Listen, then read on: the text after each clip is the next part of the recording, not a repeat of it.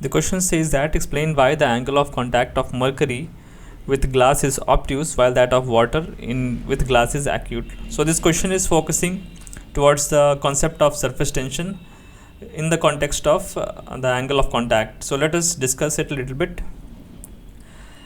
Now this is a droplet where the droplet is making an angle of obtuse angle with the contact surface, and this is a droplet which is making an acute angle with the contact surface. Now in this case we see that the molecule of this fluid is having higher affinity towards itself.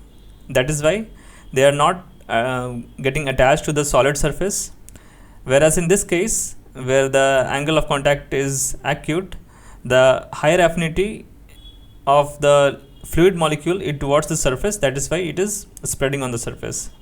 Now in this case, in the obtuse angle case, the surface tension of solid liquid interface is much higher as compared to solid air interface, whereas in the case of acute angle, the surface tension of liquid air interface is higher than the interface of liquid and solid. Now since in the obtuse angle the solid liquid interface is having higher surface tension, so it will cost more energy to make a solid liquid surface, whereas this is opposite in the case of acute angle. It will cost less energy to make the solid liquid surface. Now with these conclusions we can answer these questions more clearly. The first question was saying that the angle of contact of mercury with glass is obtuse while that of water with glass is acute. So the reason is simple, that the mercury molecule is having higher affinity towards themselves than as compared to the surface, whereas the water molecule is having higher affinity towards the solid surface. Now the second question says that water on the clean glass surface tends to spread out while mercury on the same surface tends to form a droplet. Now this can be understood with this reason that it costs a lot of energy for the hydrogram or the mercury droplet to make a solid liquid surface. That's why it is not energetically feasible to spread out on the glass surface, whereas in the case of water, which is making an angle of acute angle, it costs less energy for the water droplet to make the solid liquid surface. That is why it wets it.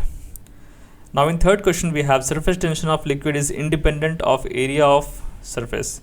So area of surface is a geometric property and it does not affect the property of liquid.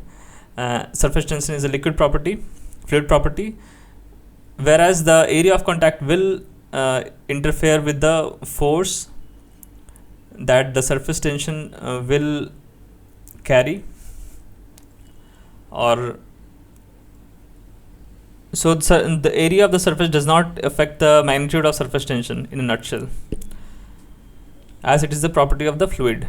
Now in fourth question we have water with detergent dissolved in it should have a small angle of contact. Yes, it should have a small angle of contact, because if it will have a small angle of contact, then it will cost less energy to make a solid liquid surface and it will wet the surface properly. And the main focus in adding detergent is that it washes properly, or the detergent reaches to each and every pores of the cloth or the surface so that it can wash it properly.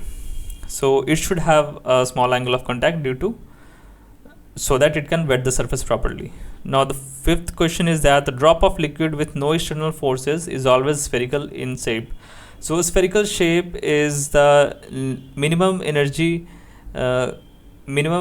costing shape for any fluid particle.